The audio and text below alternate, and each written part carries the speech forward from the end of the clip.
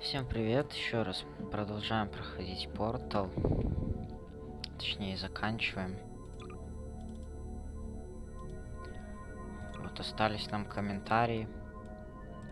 Сейчас быстренько пройдем и уже потом в пятницу, скорее всего, будем начинать второй портал. Вот. Так что давайте погнали. Заодно еще вот эту ачивку попробуем получить.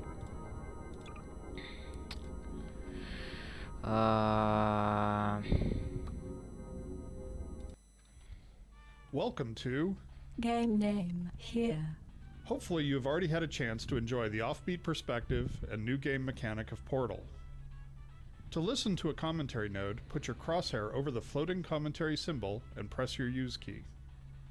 To stop a commentary node, put your crosshair over the rotating node and press the use key again. Some commentary nodes may take control of the game in order to show something to you. In these cases, simply press your use key again to stop the commentary.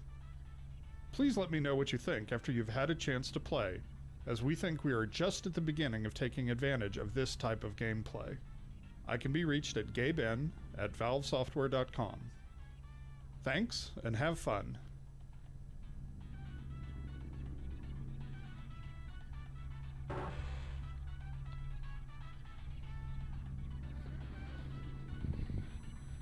It's absolutely critical that players quickly wrap their heads around what a portal is. We noticed early playtesters grasped the concept much more quickly when they caught a glimpse of themselves through a portal. So we deliberately positioned this first portal to ensure that players will invariably see themselves. One of the things we learned from Narbacular Drop, our student project that became Portal, was that players often thought portals took them into other spaces, or even other dimensions. To help fight that notion, we start players in a visually unique room with memorable objects, so that when they walk through a portal for the first time, they have a clear point of reference which communicates the idea that they're still in the same basic location.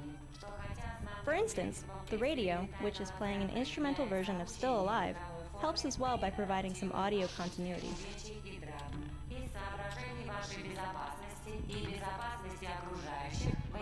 Кстати, вот этот приемник.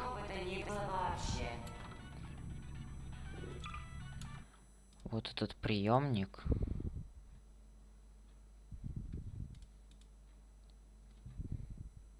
Только вот он был и в начале, я помню. Я его даже брал. Просто типа так. И он был в начале. А я не понимаю, типа, а почему говорили то, что при втором прохождении только, если он был у меня и в начале.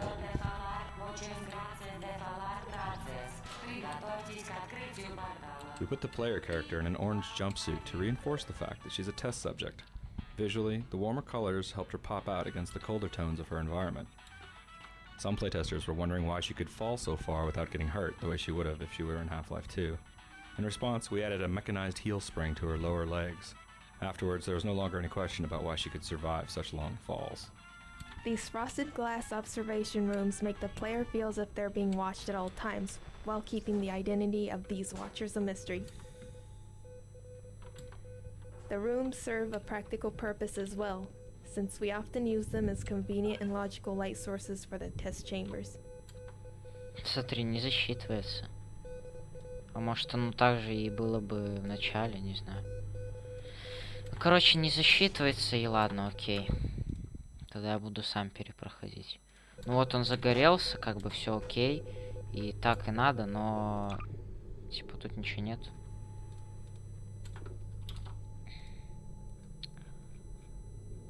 В Стиме у меня тоже ничего нету. Хотя подожди. Сейчас так проверим.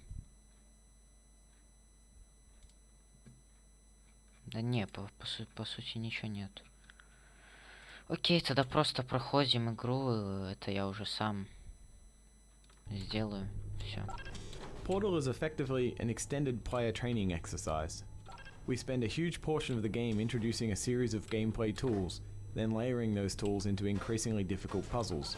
This layering starts here, where we train the button and box mechanic, before introducing the more complicated concept of portals. раскаленных частиц у выхода. Это экспериментальное поле антиэкспроприации лабораторного оборудования аннигилирует любой оказавшийся в нем предмет, не подлежащий выносу. Например, экспериментальный утяжеленный грузовой куб. We wanted players to feel safe while standing in a portal, so we never kill them or destroy objects within a portal that's closing. Instead, we either push or teleport objects out of a portal as it closes.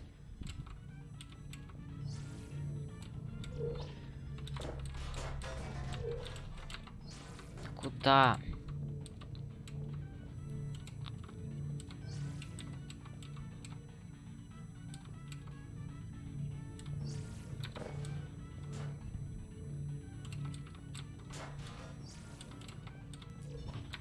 Идеально. Немедленно покиньте исследовательскую камеру, поскольку продолжительное воздействие... We very deliberately introduce and train each gameplay concept in Portal, so that once players reach this spot, we're confident that they know what a portal is and roughly how it works. Early versions of the game let players stumble through the beginning, without always understanding what was going on, which really compromised teaching new concepts. The puzzle you just finished.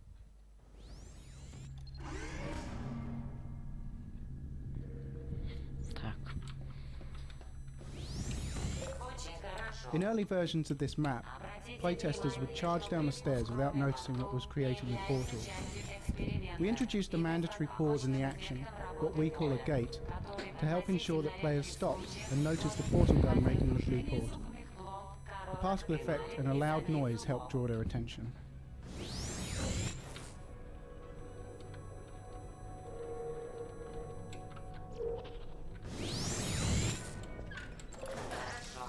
Теперь вы вооружены опытным образцом экспериментального переносного устройства создания порталов. С его помощью можно открывать порталы. Доказано, что межпространственные путешествия абсолютно безопасны, в отличие от самого устройства. Не касайтесь рабочего конца устройства. Не смотрите непосредственно на рабочий конец устройства. Не погружайте устройство в жидкость, будь то полностью или частично. И самое главное, ни при каких обстоятельствах не пытайтесь вынести устройство за пределы лаборатории. This room was designed to make players understand that entrance and exit portals aren't tied to the color of the portal. Playtesters often assumed that orange portals were exit only, so we created this puzzle to force players to enter an orange portal. When rendering the player's view through a portal, we must render a separate image using a virtual camera which looks out of the opposite portal.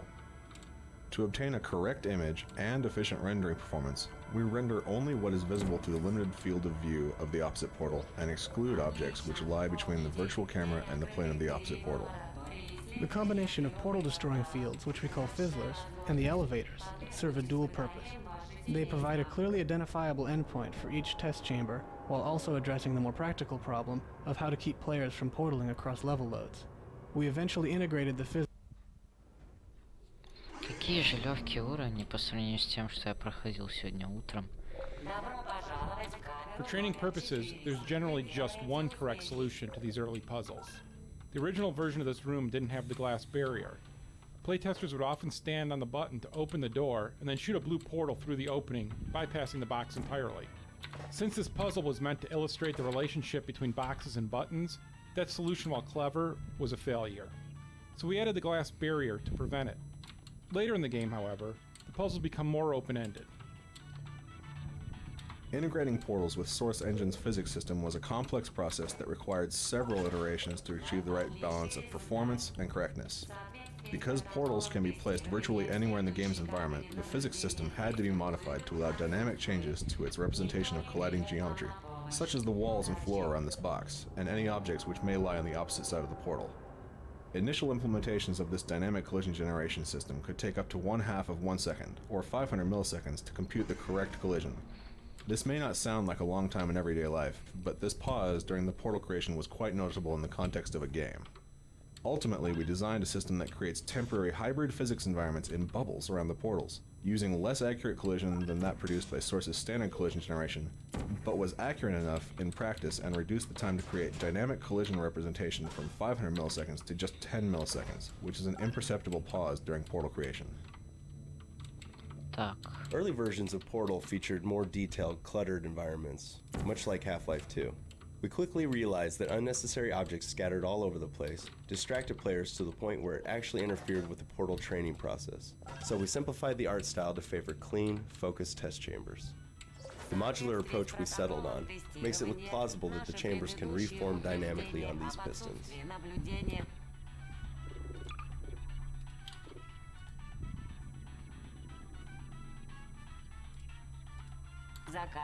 Но эти приемники были и раньше. Я не знаю, может они бы просто не активировались, как тут. А чё я стою, кстати?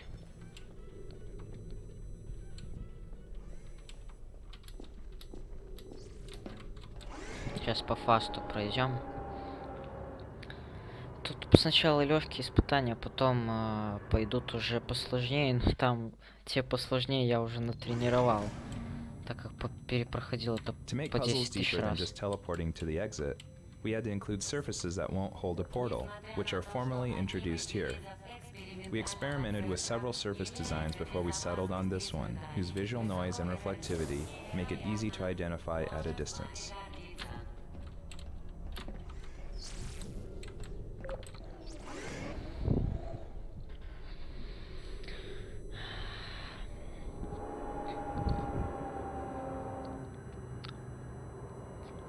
В портале втором, надеюсь, не будет комментариев. А, кстати, я говорил то, что есть еще портал с RTX, может кто не знает. И, ну, мы проходим обычный. И, короче, сейчас-то я не могу его пройти, потому что у меня не RTX видеокарта, там поддерживается только с трассировкой лучей видеокарты. А вот когда появится у меня, может, RTX видеокарта, то тогда пройдем с RTX тоже портал. Вот. Воспользуйтесь нестационарными экспериментальными лесами, чтобы достичь изоляционной камеры. Originally, these scaffolds ran on electrified tracks, but crafty playtesters would hop along the rails to the exit, bypassing the puzzle entirely. We tried to solve this by killing players as soon as they touched the rails. That solution ended up being too much of an overcorrection, as even skilled playtesters were getting frustrated by these one-hit kills in the more complex puzzles later in the game. Making the scaffolds run along immaterial beams of light solved both problems. Так что вот, пройдем его тоже, когда будет возможность. В портале втором, надеюсь, комментариев не будет. Да вроде я их там и не видел. Ну, кстати, там есть совместный режим какой-то. Я не знаю, там, наверное, его одному нельзя пройти, так что надо будет кого-то искать. Even though layering player training was a design goal from the start, we still ended up introducing some concepts too quickly. For instance, this used to be the first energy ball redirection puzzle. Playtesting revealed that this puzzle introduced too many new concepts at once, which ended up frustrating a lot of playtesters. In response, we inserted 2 test chambers before this one to make the energy ball redirection training more gradual.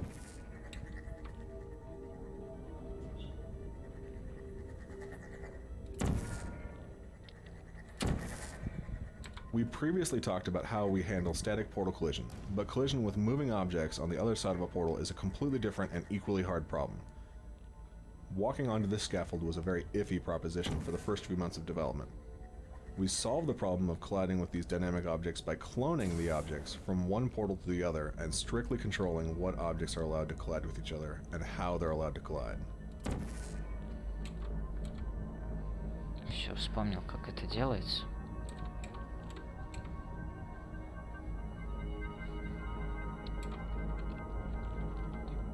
Давай фастом. Камера испытаний 8. О, мы уже на 3 главе. Вот этот приемник тоже.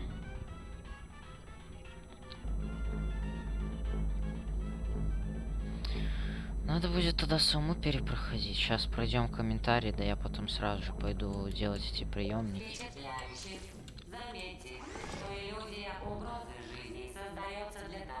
Чтобы у вас остались как можно более яркие ощущения от испытания.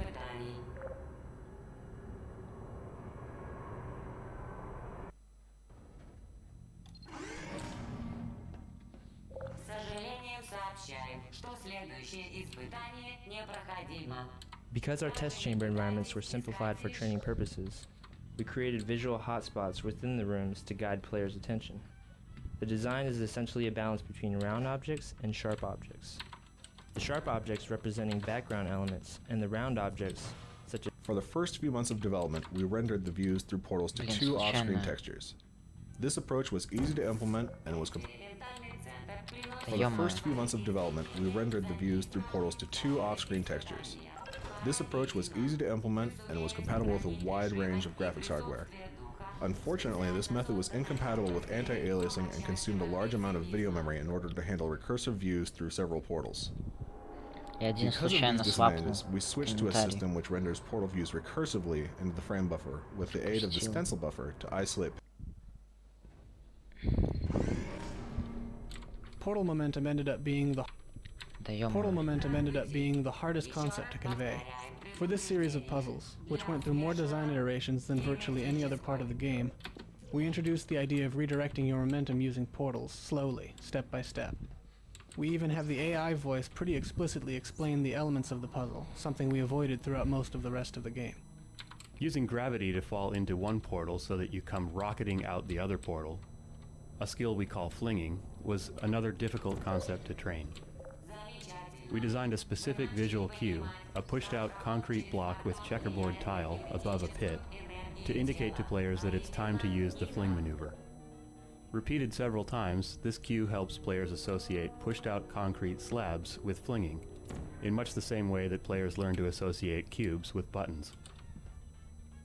Originally, these exit portal surfaces were static geometry in the final position, but playtesters stubbornly refused to look up to find them. This is another example of the classic game design problem of coaxing players to look up. By putting the portals on moving pistons, we were able to start them in a position that players were more likely to see.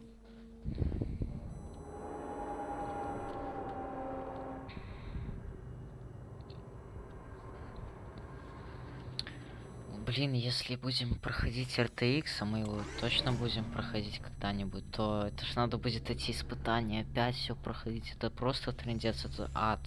Я говорю вам, не повторяйте этого никто. Это просто вынос мозга. We found that rather than looking into portals to see where it went, playtesters would often leap blindly to their doom. In response to this observation, the moral of this puzzle is look before you leap. The safe orange portal is out of the player's view from this balcony. That forces them to peer through a portal to see it, which trains players in the remote viewing capabilities of portals.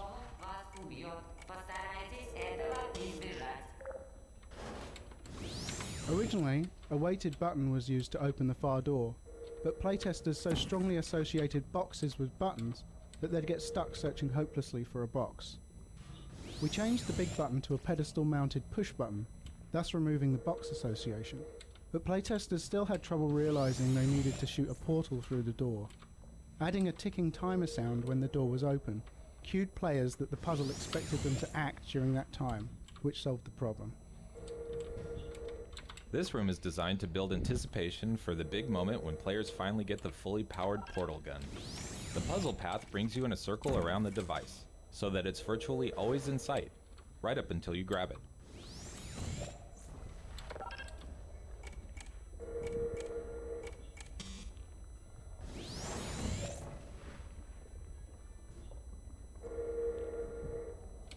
Что тут делать надо, я забыл.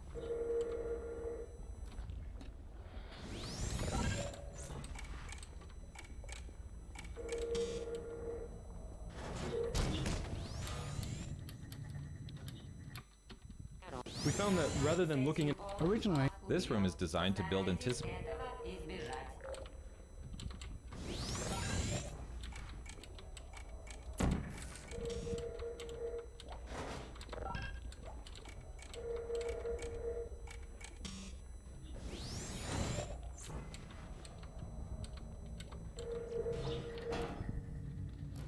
То все правильно я делал, только тут шар мне мешал.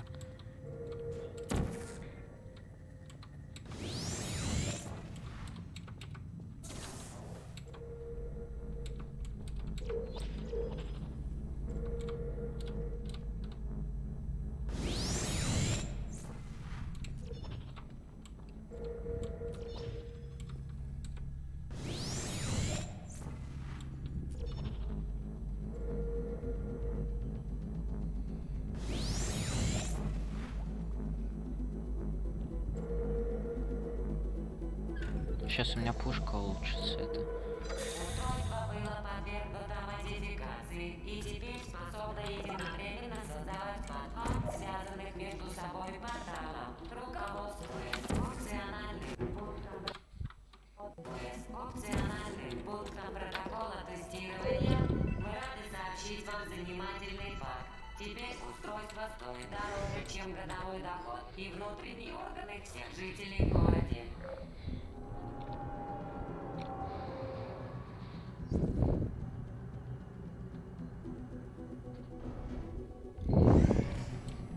Player training doesn't always stick, especially after the introduction of a big new concept. For instance, after they had acquired the fully powered portal device, playtesters often forgot about the fling maneuver. Since it's such an important skill, this puzzle is designed to reintroduce the idea of flinging.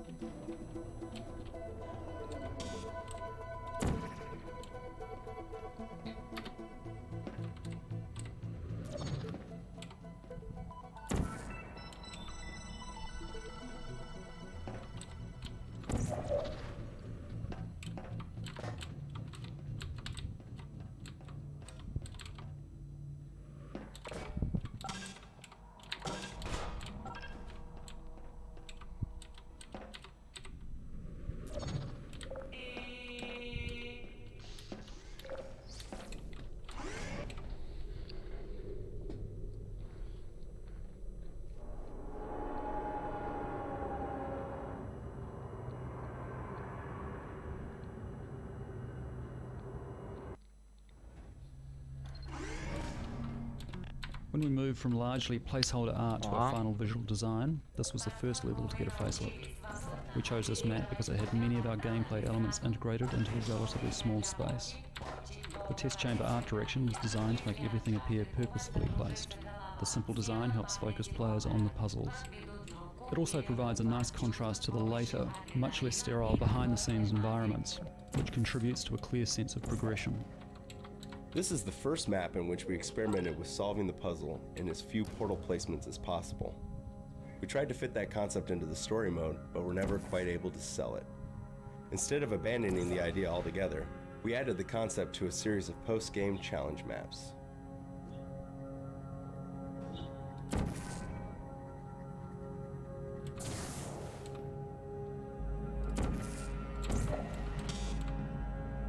Тут я уже вообще на изи. Вся это уже, блин.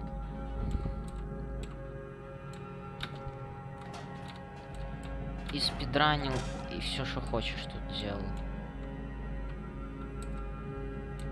Так, здесь я нажал, окей. Там нормально.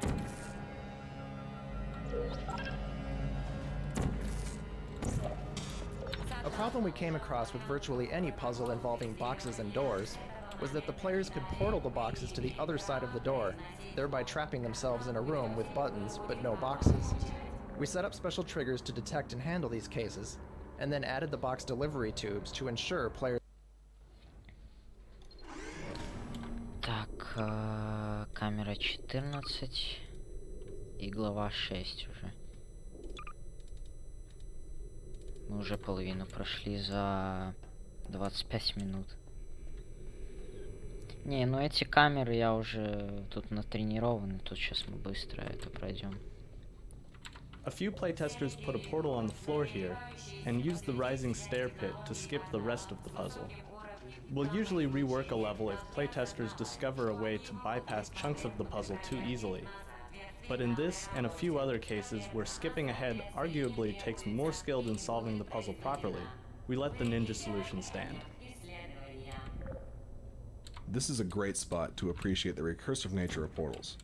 If you place a portal on each side of this hallway, you'll notice the portals seem to go on forever, similar to the effect you get in a Hall of Mirrors. In actuality, we support a maximum of 9 recursive portal views down any chain of portals. We achieve the impression of infinite recursion by copying part of the previously rendered frame onto the final portal in the recursive chain. It's not perfect, but it's inexpensive and effective. We designed this room to draw the player's eyes to the box. The light from the observation room casts horizontal shadows that point at the box, which is directly lit by a warm light from the ceiling. This warm light helps the box stand out against the predominantly cool test chamber lighting. The varying size squares of the off-limit surface also help direct the player's attention upward. А зачем тут так делать? Зачем я тут вот так проходил, если я мог просто порталами? Вот сейчас, да, сейчас это надо.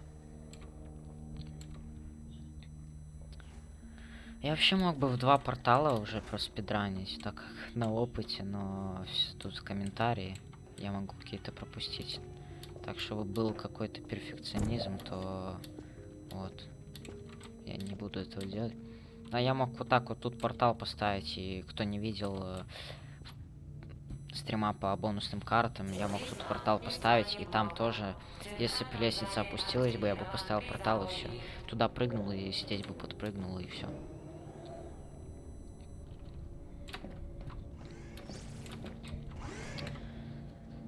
Ну, дабы ничего не скипнуть, никакой комментарий, я прохожу полно.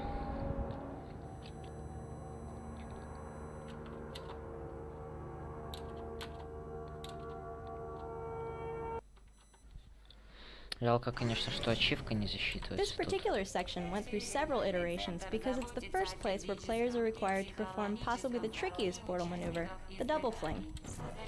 Originally, the room also featured an energy ball redirection puzzle. Combined with a new double fling skill, however, it proved to be too much for most playtesters. Overwhelmed players tend to not digest new information, so we simplified the puzzle to require only the double fling. To nudge players in the right direction, we also included visual hints, such as the previously introduced single fling theme, the pushed-out concrete slab with a checkerboard landing zone. This puzzle requires players to redirect an energy ball through multiple portal placements. The multiple steps cause many early playtesters to panic and accidentally redirect a ball right into themselves, with deadly results. We redesigned the test chambers so that portals can only be placed in the top half of the room, which solved the problem by generally leaving players out of the ball's reach. We noticed through our playtest that many of our players weren't aware of the fact that you could place portals while falling. Since placing portals as you are falling is essential to accomplishing flings and many other portal tricks, we implemented this puzzle so that the only way to solve it was to use the mid-air placement tactic. It took numerous iterations and lots of tuning before this consistently played well. Что-то я немного тупанул.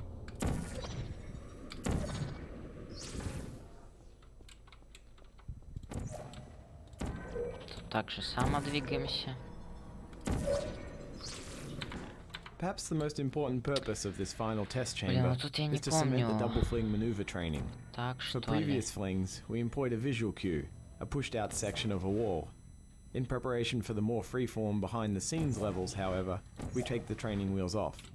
To proceed, players must realize they can double fling almost anywhere they want to, with or without hints.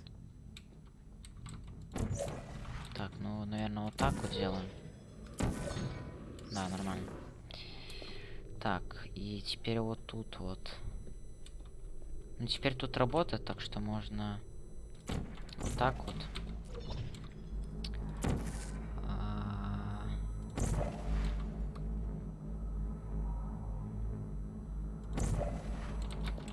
Вот так. И вот так вот. Все. Я же говорю, уже на опыте сейчас на изичах пройдем. Это какая у нас камера? 15-я. Ну, вообще на изичах. Тут еще главы идут уже теперь по камерам, чисто по одной камере. Если там по несколько камер были, то тут сразу уже по одной идут. Начиная с 13-й. Как раз вот с этой, которая была в этом, в бонусных картах. Вот. Так что сейчас мы проспидраним. Только вот в конце здесь уже, ну, камеру эту пройдем, а дальше там я уже не очень помню, что куда. Ну, короче, разберемся. Вот так. Нормально. In this puzzle, we wanted players to realize that using portals, they can travel long distances in a short step. Originally, we had stairs from the ground level to the upper rooms. Many playtesters, however, were able to run from one room to the other quickly enough to consider it a solution, without ever thinking to use the even easier portal method. By changing the stairs to very slow-moving lifts, we were able to level the travel time for all player experience levels, thus making the intended solution more clear.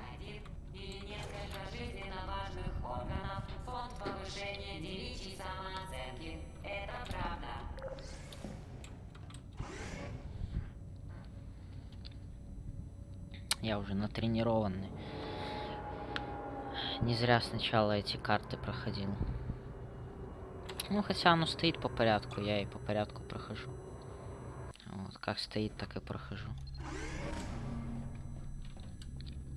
Камера данного испытания в данный момент недоступна из-за проведения плановой технической проверки. Мы заменим это испытание полосой препятствий для солдат-андроидов. Центр извиняется за причиненные неудобства и желает вам удачи.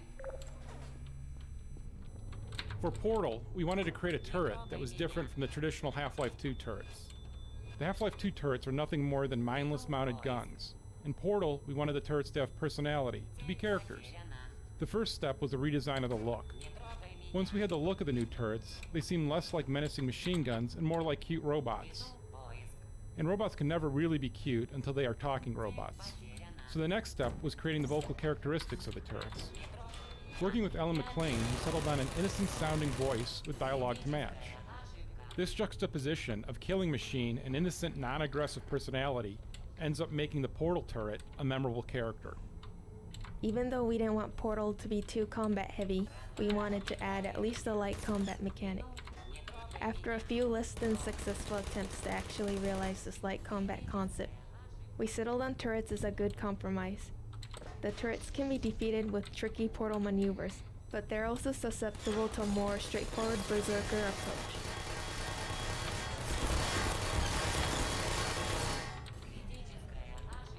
Тут вообще просто так пробегаем.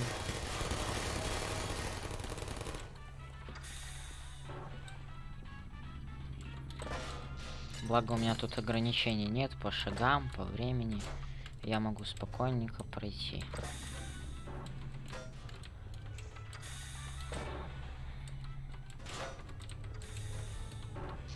Хотя можно сейчас на них кубы поскидывать, в принципе.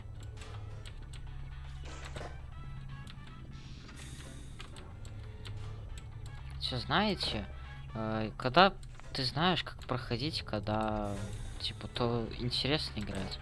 А когда вот не понимаешь ничего, что, как, у тебя ничего не получается, тут, конечно, типа, не нравится, там все такое.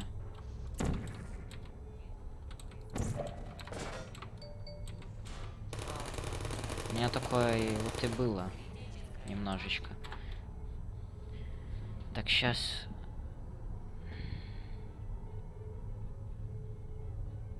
Сейчас, секунду, я... Буквально на минутку отойду.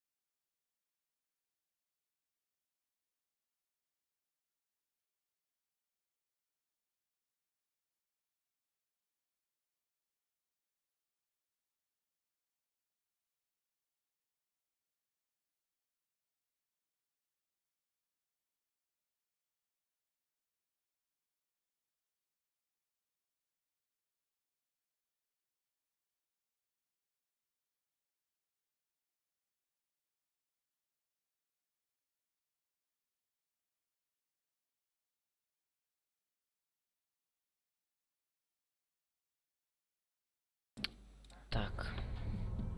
Сейчас стрим открою на телефоне. Блин, просмотры вообще упали, их просто нету. Вообще от слова совсем. Даже немного и обидно. Я сидел там 3 часа. Без, 4 часа без 20 минут. Просто мучился. Эти проходил карты усложненные там, спидранил, все это такое. И там 12 просмотров, ну это трындец. Это реально трындец.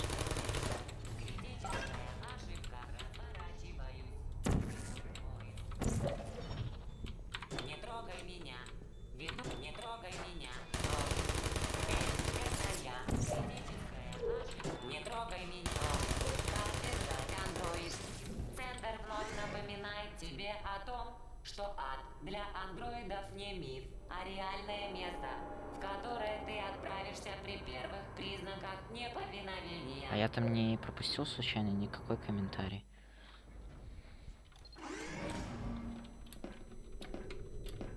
Сейчас из решетки доставки лабораторного оборудования появится грузовой куб.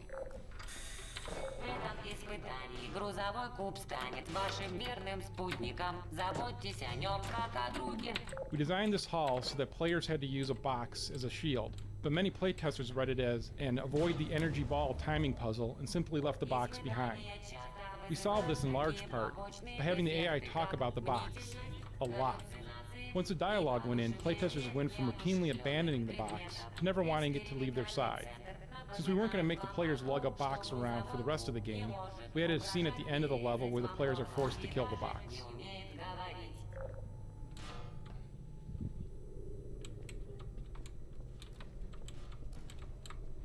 Так, тут я вот не очень так помню прям, что делать. Все, вспомнил. Все нормально. Так, так, берем. Ну, ничего страшного.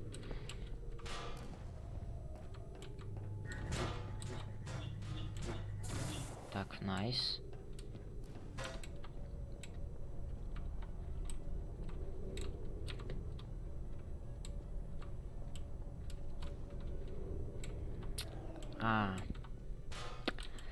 Так, так.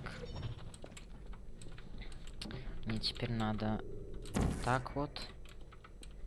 И вот так будет. Нет. Не вот так, а вот так вот. Его.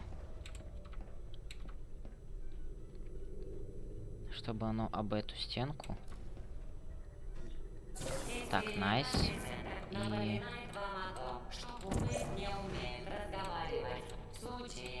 Если грузовой куб все же заговорит, центр настоятельно рекомендует вам игнорировать его советы.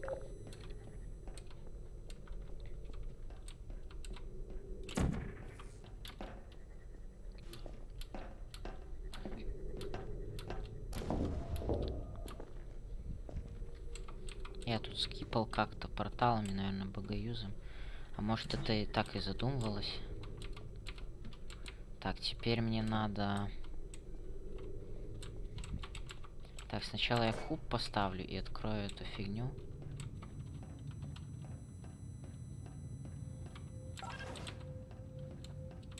И потом уже...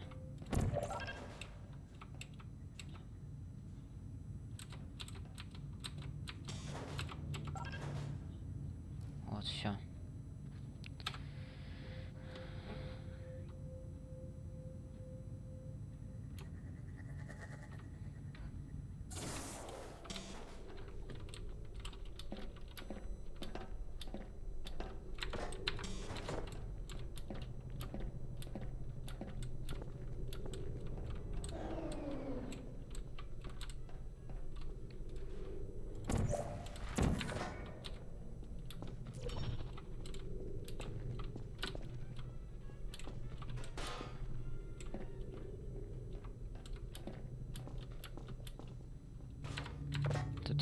шагами мучился. The awful end of the companion cube serves a dual purpose. It adds a lot more sinister character to our already pretty sinister AI, while simultaneously training the player to use the incinerator, a key component of the final level.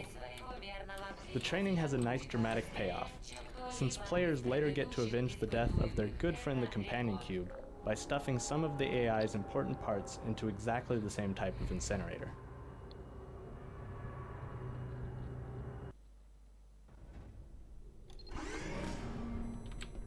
Creating the AI voice was a multi-step process. First, we ran every line of dialogue through an automatic text-to-speech program. In the studio, we cued the actress who plays Gladys, Ellen McLean, with the computer-generated sound file. She'd mimic it, and then over the course of several takes, adjust her performance to clean up any words that were unintelligible in the computer version. For instance, here's a line as Ellen delivered it. Perfect. Please move quickly to the chamber lock, as the effects of prolonged exposure to the button are not part of this test. Once the recording was done, we processed all the dialogue to give it an extra computery edge. Here's that same line as it appears in the game, with the pitch constrained, pitch modulation suppressed, and the formant moved up. Perfect. Please move quickly to the chamber lock, as the effects of prolonged exposure to the button are not part of this test. Creating the AI voice was a multi-step process. First, we ran every line of dialogue through an automatic text-to-speech program. In the studio, we cued the actress who plays Gladys, Ellen McLean, with the computer-generated sound file. She'd mimic it, and then over the course of several takes, adjust her performance to clean up any words that were unintelligible in the computer version. For instance, here's a line as Ellen delivered it. Perfect. Please move quickly to the chamber lock. Creating the AI...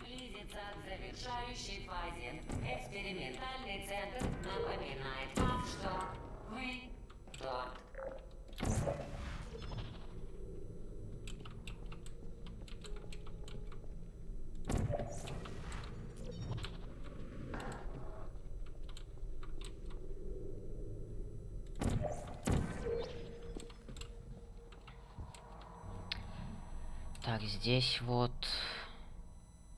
Чё смотришь? Так, вот так делаем.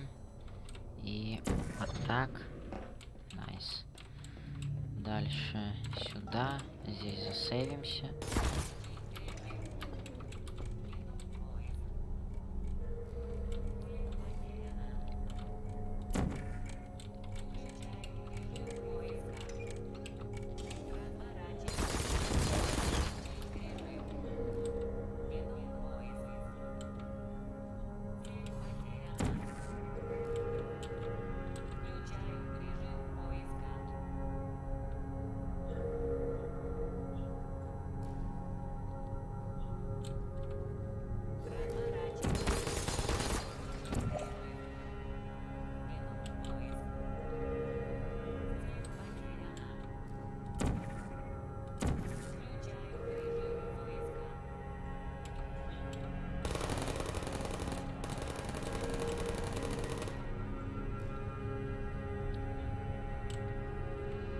Так.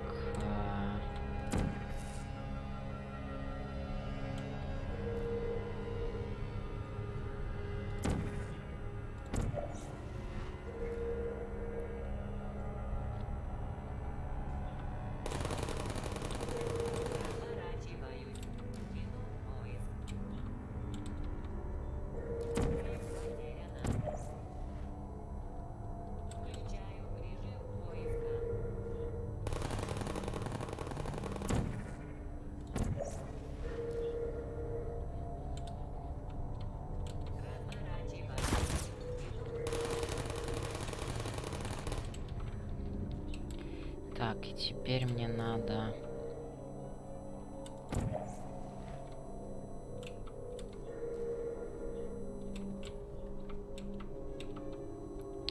Хотя нет, мне надо вот так. И...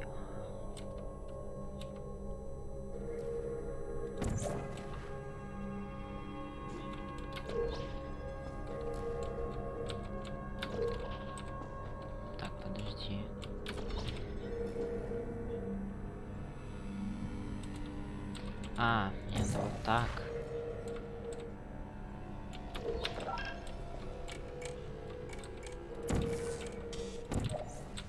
Вот. А, блин. Габела. А, все, я понял. Так, так. И потом фастом.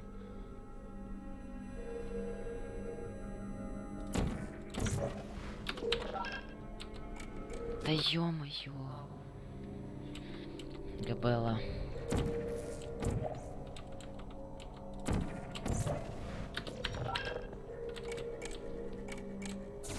Все, найс.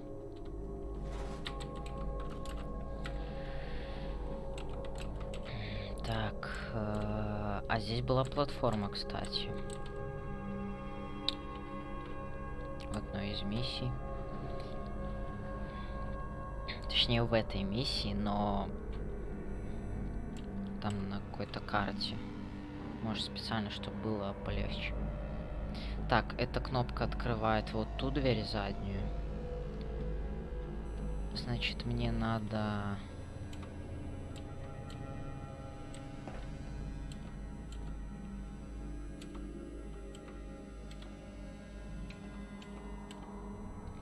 А, вот платформа.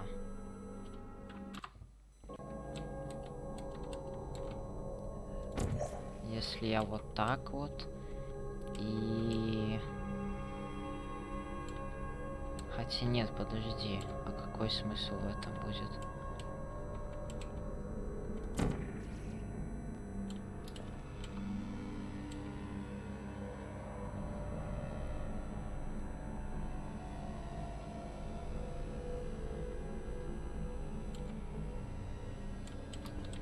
Ну-ка.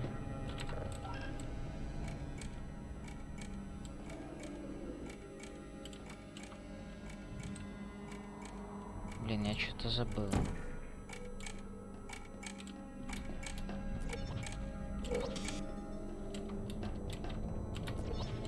Я что-то не выкупаю немного.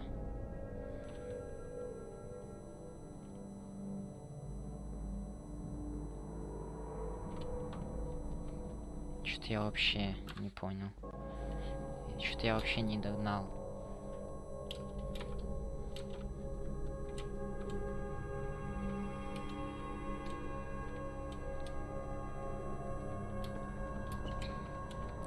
Ну, я здесь открыл, и что?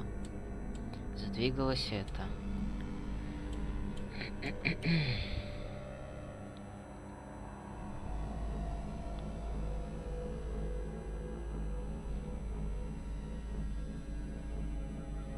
Я ж сюда не допрыгну. Нифига. А что делать тогда?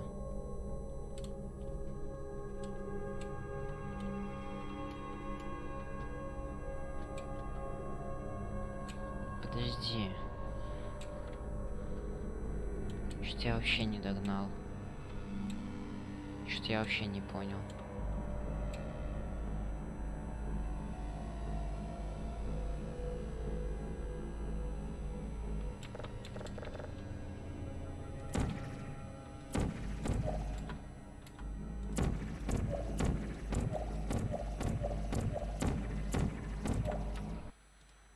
Вообще не понял.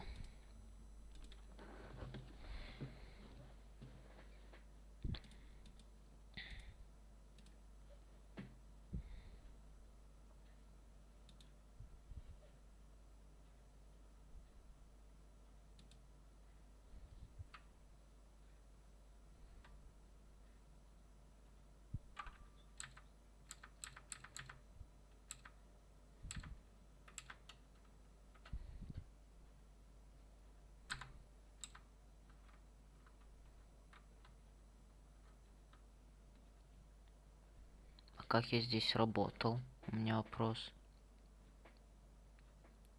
Я вспомнил. Я вспомнил. Все, я понял. Я хотел видос посмотреть, но я уже вспомнил. Мне надо кнопку открыть, я понял.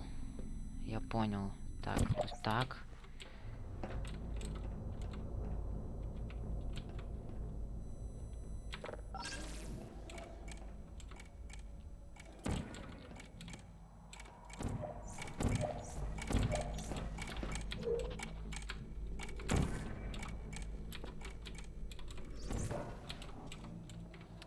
Стой, стой, стой.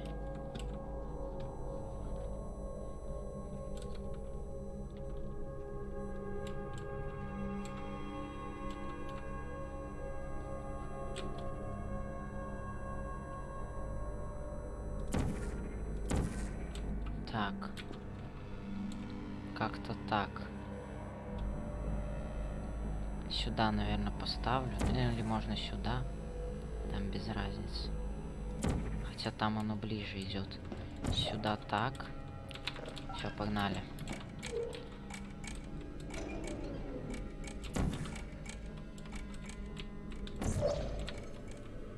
Все, допер.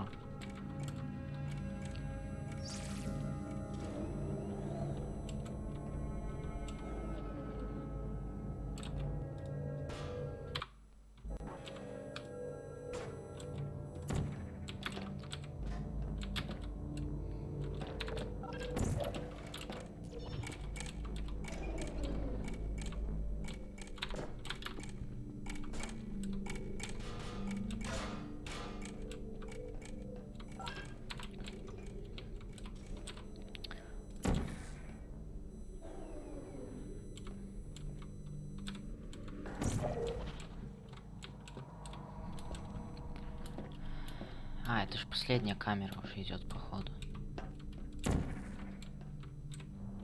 Или нет? Подожди, или нет, или да? Не, последняя, вроде. Или нет?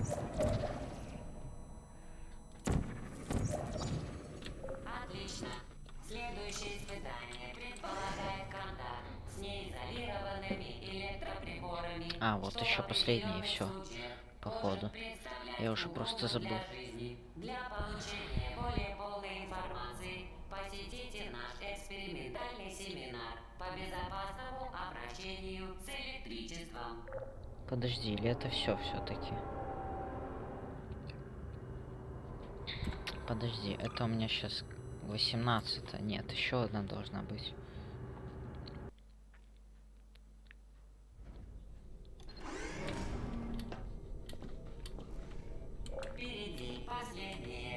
А, нет. А, ну да. We use these moving platforms to add time pressure to puzzles. A sequence of simple decisions feels much more climactic under time pressure, in contrast to most puzzles in Portal which can be solved at the player's leisure. Puzzles that aren't time-bound can be more complex, but at the expense of being less dramatic.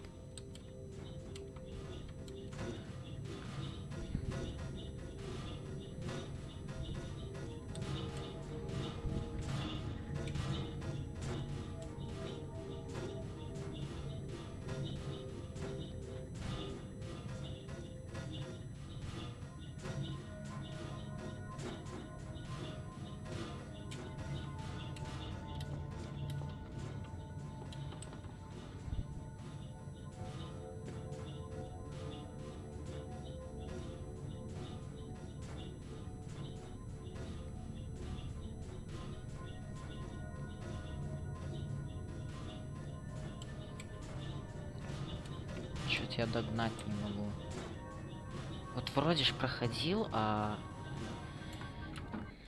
Ладно, давай посмотрим видос, а то это будет очень долго.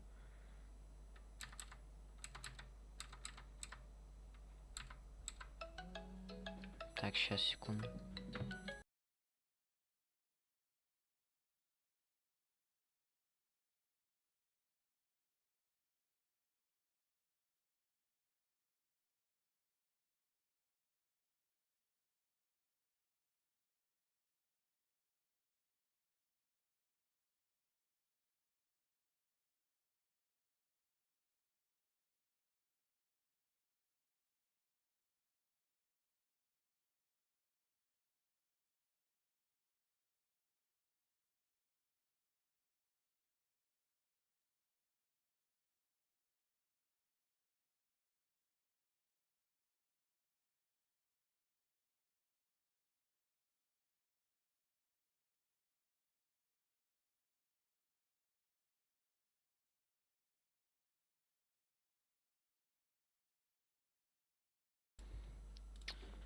Ё-моё. Надо что ли на вибрацию ставить, а то, блин, звонит в микрофон просто этот телефон. Ё-моё, как тут проходить, я уже забыл.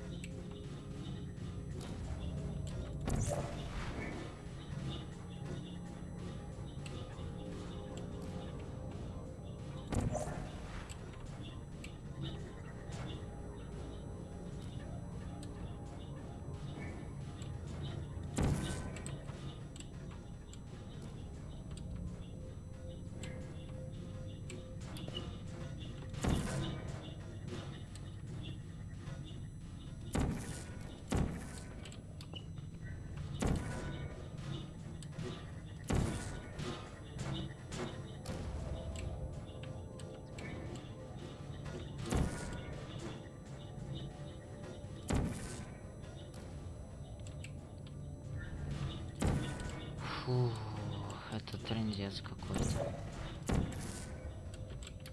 Да что делать-то, ё-моё? Чел на рандом просто как-то его. Что за бред?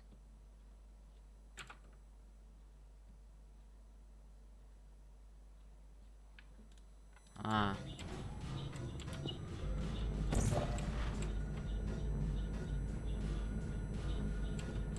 Она уже поехала. Куда собралась, алё? Она на рандом как-то залетела.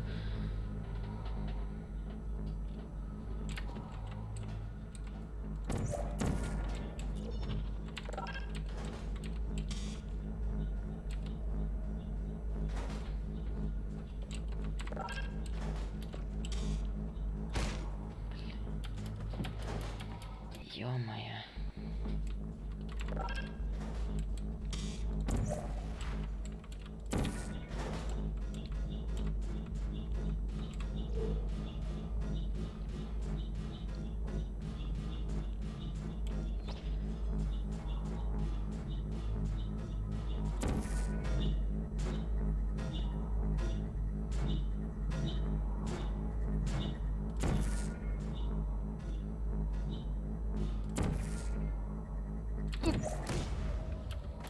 Ты что, издеваешься надо мной? Да ё-моё.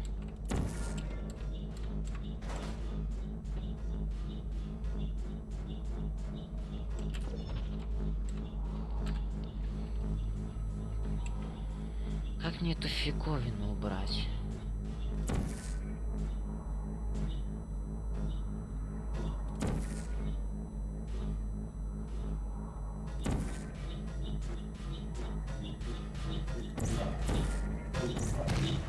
Да это трындец, как мне ее убрать? Меня бомбит уже. За день от этой игры, блин.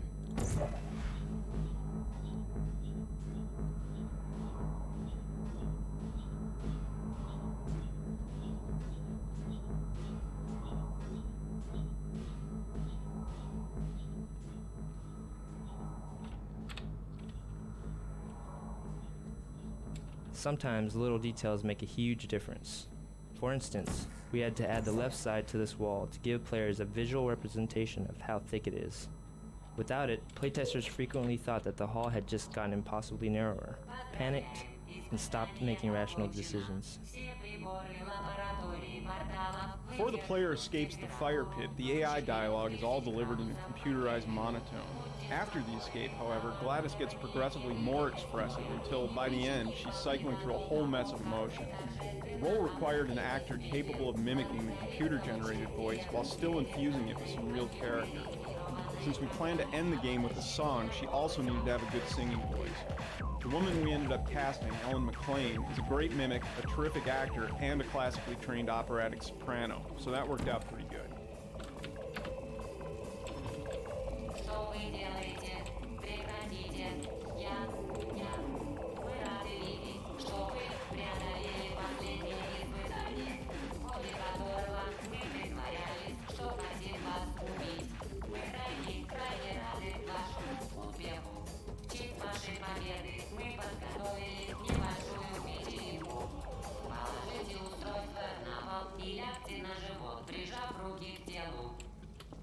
Ожидайте появления распорядителя, который отведет вас на вашу вечеринку.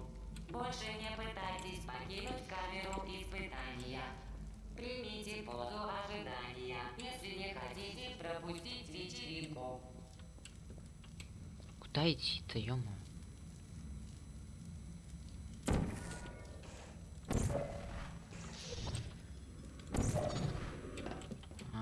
Так вот.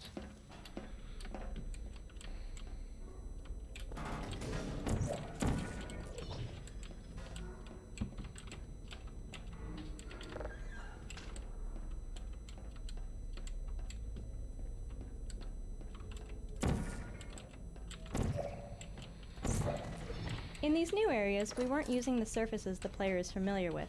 The rules for which new surfaces portals can be placed on, and which surfaces are off-limits, needed to be taught. So, we created this area both to show the player they've escaped into the guts of the facility, and to retrain them in which surfaces are valid for portal placement.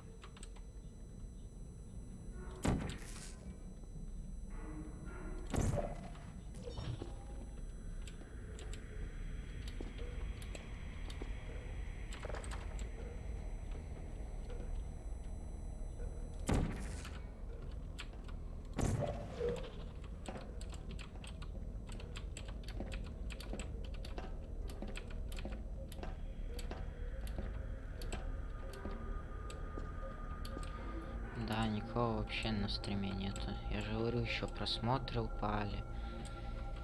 Ой, ё-моё.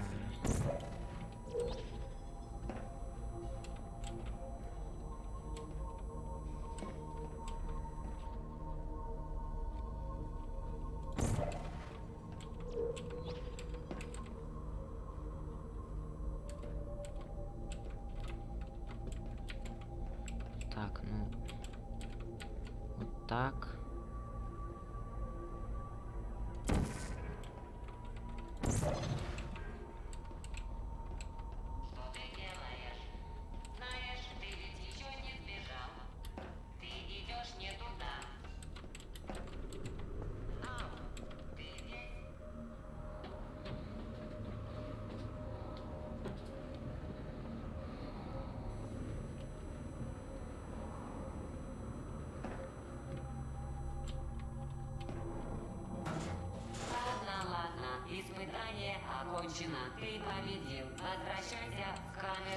After players escape, we let them solve an old chamber in a new way. This reintroduction of a familiar space, which can now be solved in an incorrect way, helps convey the sense that players are cheating the system while forging their own path through the facility.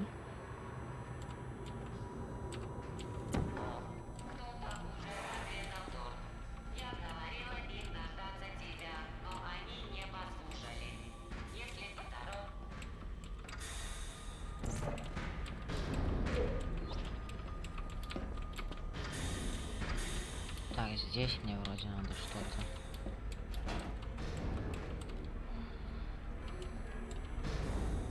А, нет.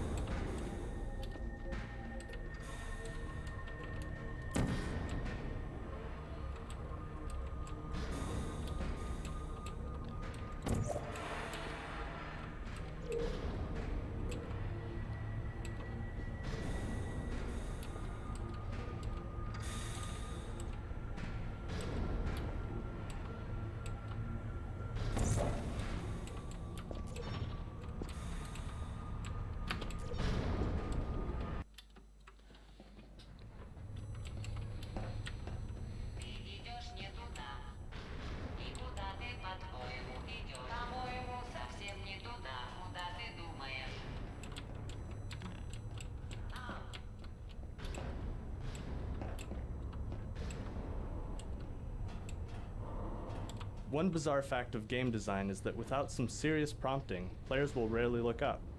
In this case, the prompt is the ladder. Most players will investigate where the ladder goes, which is up. The ladder actually falls apart as soon as it's touched, but by then it's served its purpose.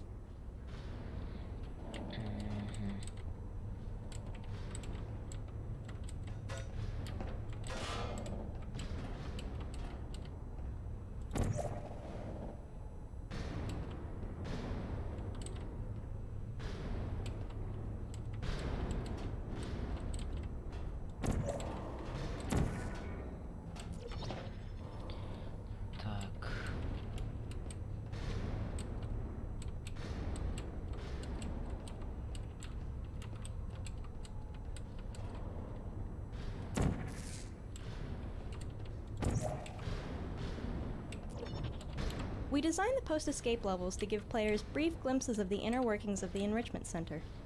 This particular area exposes part of the storage cube distribution system.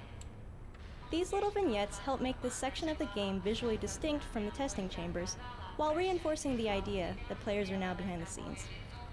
Through playtesting, we discovered that fatigue set in if we didn't break up the more complicated, deliberately paced puzzles with problems that required the player to perform a much simpler task under time pressure.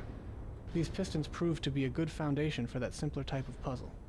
Because they feature a moving surface, they also gave us an opportunity to employ some unusual portal transitions, such as ceiling to ceiling.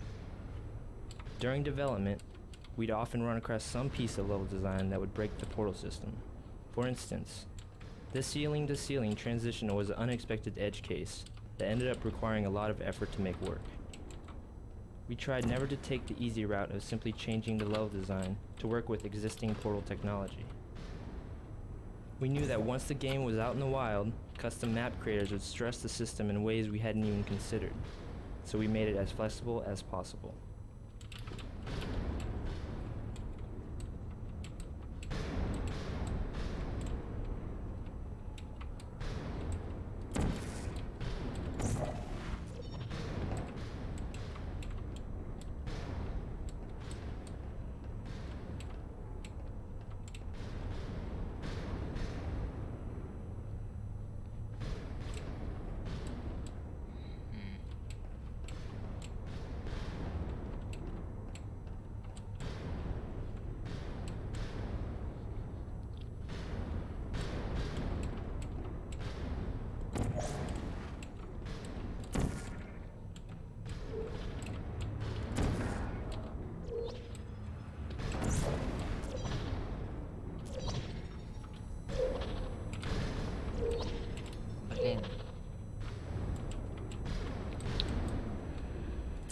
Еще раз вот так, вот так. Так, сюда. Сюда.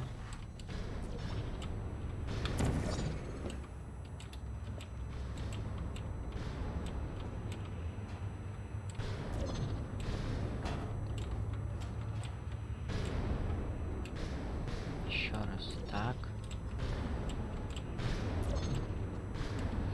Блин, я его как-то неровно поставил. Вот. Поэтому так.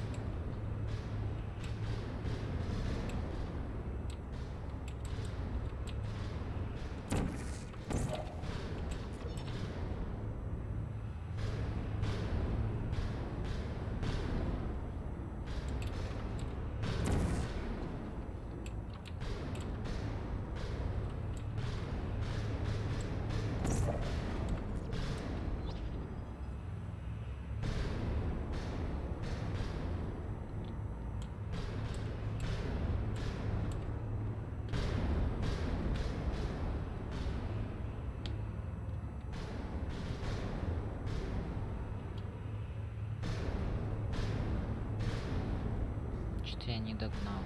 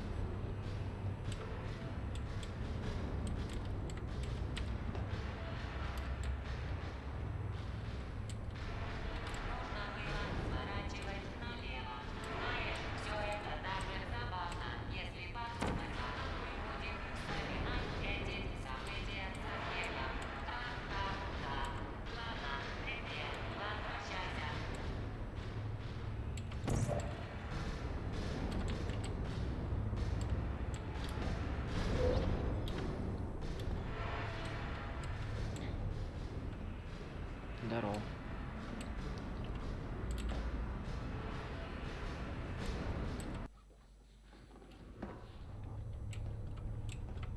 In the sound booth, you're only connected to the production team by an intercom, and they can talk about you, and you don't know what they're saying.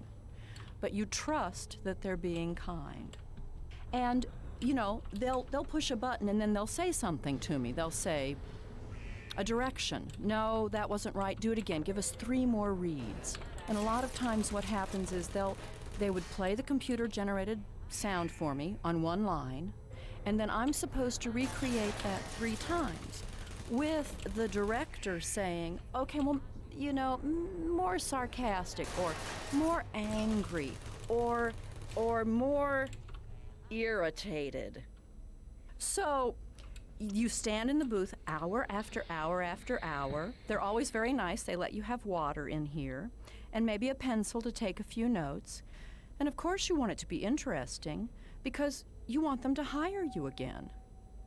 As the end of the game draws closer, we increase the ratio of time-pressured puzzles, like this turret ambush, to give the players the sense that they're approaching a climactic encounter.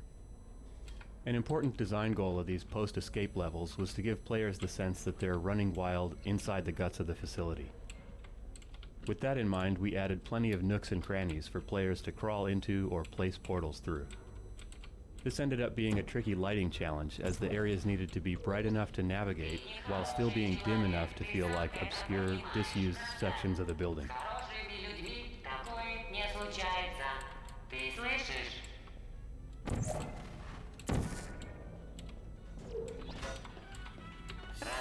Не трогай меня.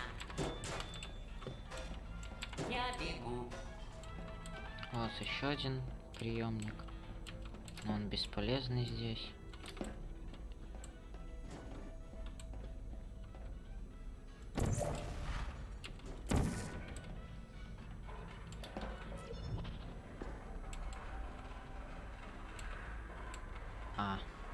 что я сделал.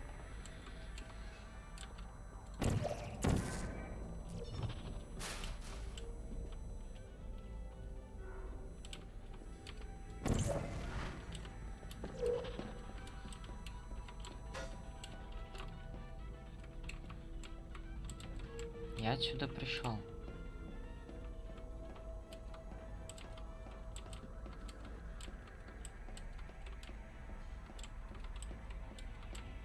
Хотя нет, если я вот сюда и вот так, можно и сюда. Все окей.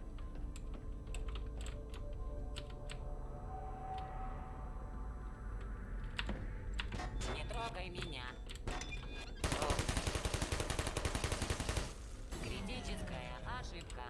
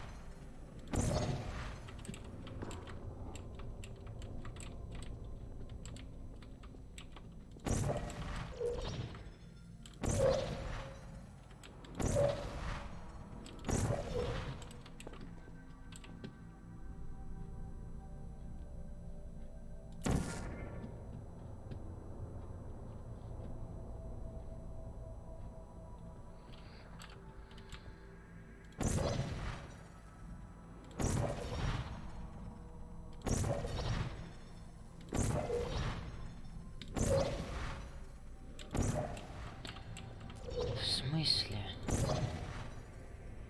Ты можешь допрыгнуть? О, наконец-то. Ты сам виноват. Я этого не планировала. Sarcasm. GLaDOS is sarcastic a lot. And that's so much fun. But while I was trying to do this, trying to build in all these emotions, I still had to maintain the computer sound and maintain the pronunciation of repeated phrases. You know, Aperture Science. These rocket sentries originally fired lasers.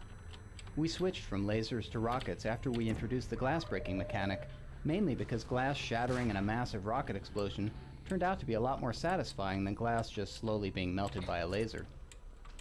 Originally they also spoke, just like the bullet turrets.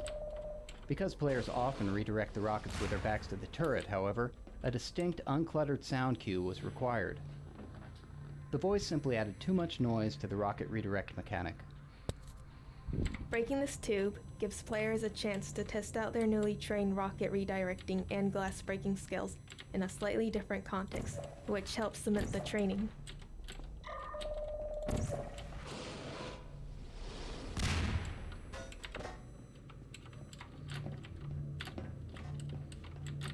Комментарии, кстати, подсказывают даже немного.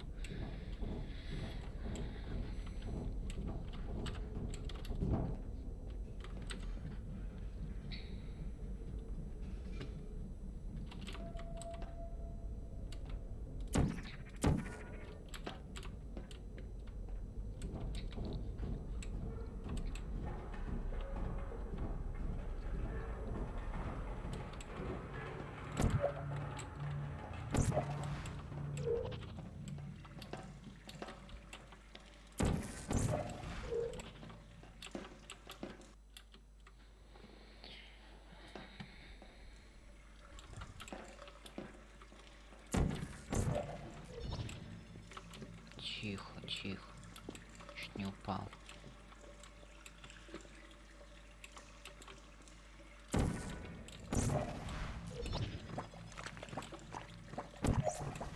Вот это место, блин, не нравится мне. This massive turret ambush was originally a lot more massive, with turrets that dropped from the ceiling and popped out of surprise hatches. In fact, for a while, it was the game's climactic battle. Through playtesting, we learned that this type of pure combat experience didn't really fit with the preceding few hours of player training. Over several iterations, we toned down the combat and made the room more about using portal momentum to fling yourself great distances, a skill that playtesters really enjoyed using, and that's a key component of what eventually became our final battle.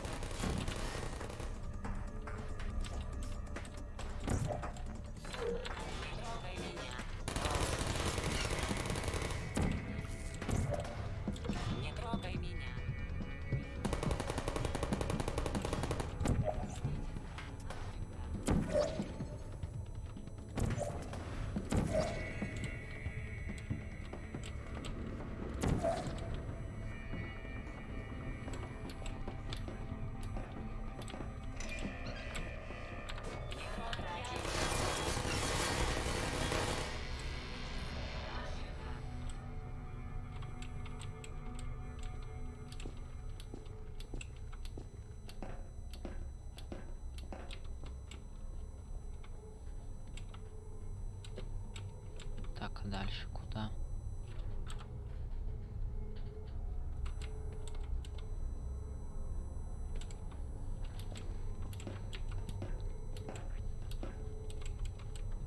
А, вот. А, нет.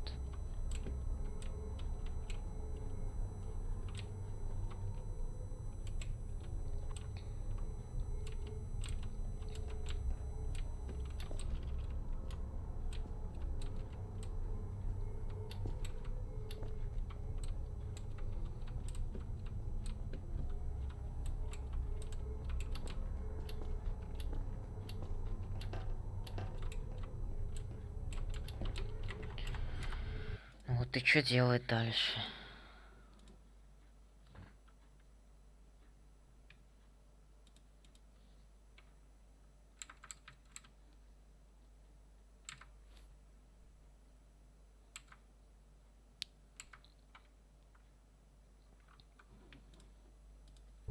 А, ну да. Тупанул я.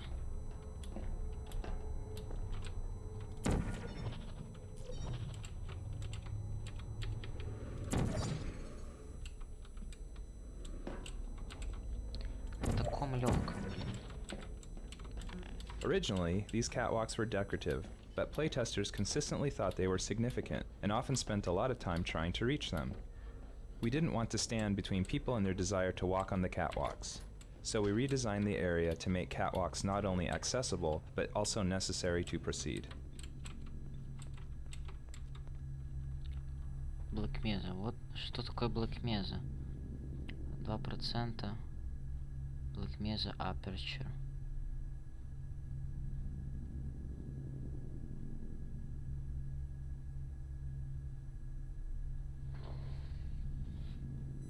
Что еще покажется?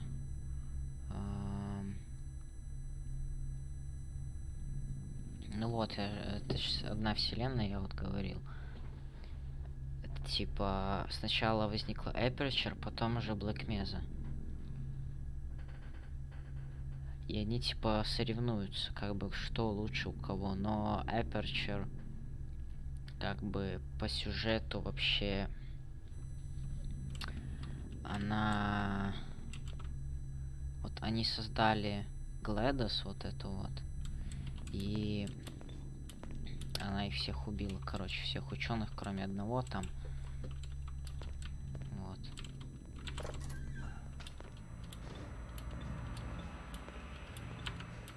So when they told... The fiction behind this red phone is that while GLaDOS was being developed, it was somebody's job to sit by it. And if it ever looked like the AI was becoming sentient and godlike, that person would pick up the phone and call somebody to come help. In the point in time where the actual game takes place, it's become obvious that the Aperture Science red phone plan didn't 100% work out. GLaDOS, the rogue disk operating system that now runs Aperture Science, went through a bunch of design iterations. Early versions included a floating brain, a sprawling spidery mechanism, and an upside-down version of Botticelli's Rise of Venus built out of robot parts and wire. Eventually, we settled on a huge mechanical device with a delicate robotic figure dangling out of it, which successfully conveys both GLaDOS's raw power and her femininity. So when they told me that there was going to be a song at the end, I thought, well, all right, who's going to write the song? And they told me there was going to be a song written by Jonathan Colton. And I listened to a song that Jonathan had written, and it was very funny, very clever. So I thought at that point, well, you know, this will be okay. But I am an opera singer, so usually I sing, "Ah, quando me ne va." And I thought, well, will I be able to have the right style for the song? So I was concerned. But then before the recording, they sent me an MP3 file of the song, and I listened to it with Jonathan singing it, but I loved the little song. And at home, as I practiced the little song, I tried to, you know, get back to GLaDOS's voice. You know, Aperture Science is this tiny little passive-aggressive computer who's all alone until people try to come in and murder her. So of course she gets upset. But she seems to have this real affinity for cake. And I want to play the game because I want to recreate the cake recipe and then put Portal on it and be able to serve it to my friends when they come over to my house.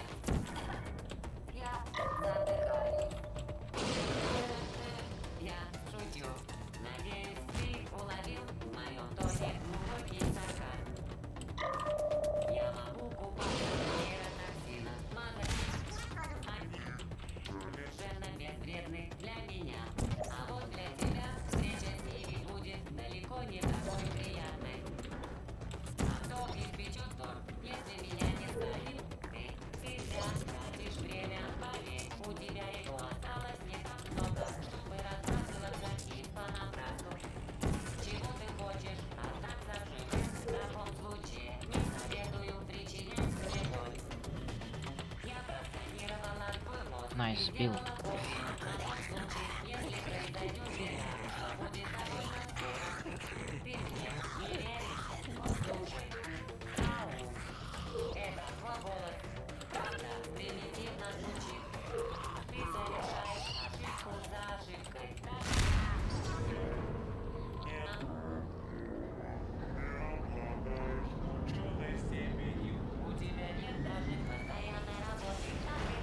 Ну все.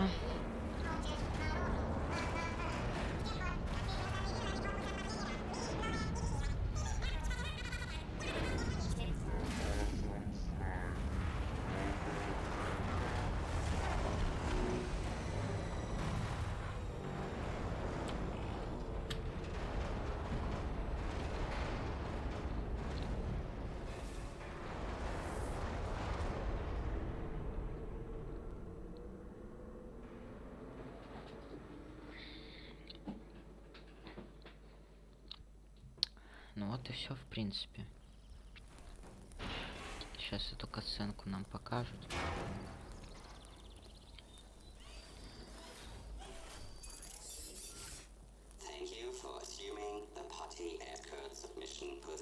А нас, кстати, утащил этот, который за вечеринку отвечает или за что.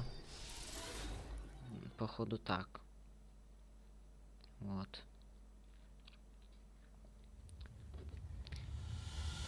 Короче, все, прошли мы эту игру, все сделали. Сейчас еще после стрима я буду эти приемники носить. Вот и все. Но эти приемники я хотя бы вот один, вот этот первый, я его видел. На остальные, может, я внимания где-то не обращал, не видел, но первый самый, он был еще в самом начале. Вот.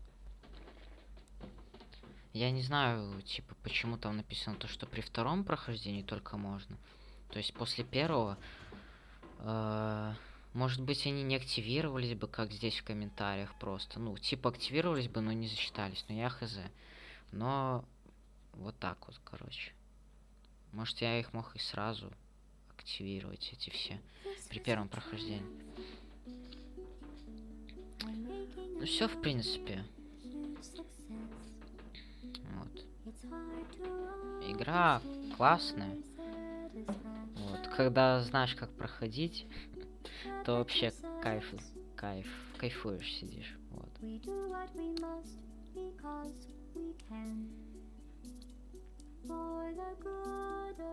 Когда я, конечно, с первый раз проходил, я там что-то сам решал, что-то вообще не понимал, что как. В этих бонусных картах, там где головоломки всякие, вот это все, усложненные камеры, это вообще я бы сам не прошел.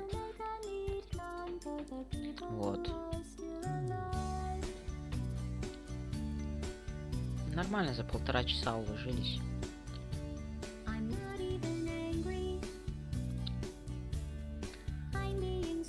Вот, короче, вот так вот.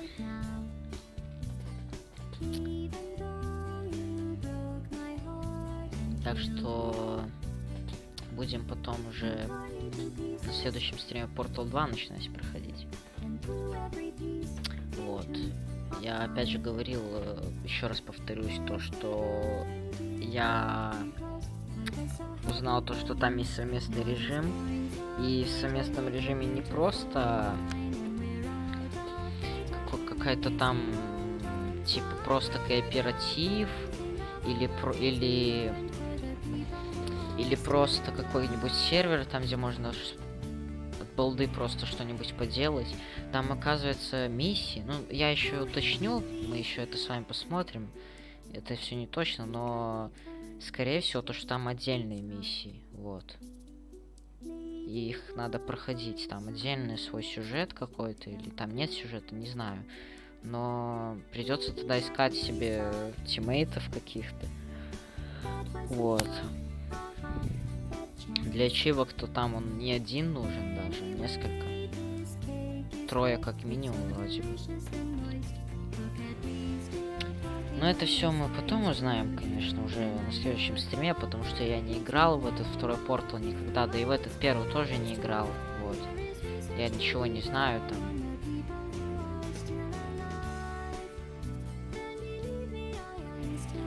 Так что вот так вот.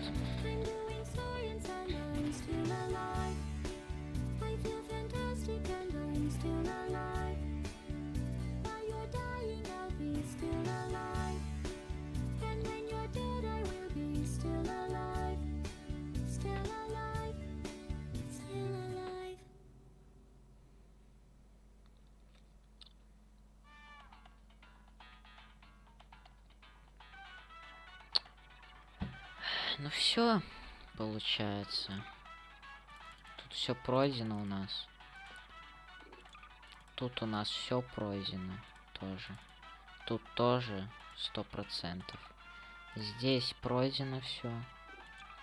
Вот.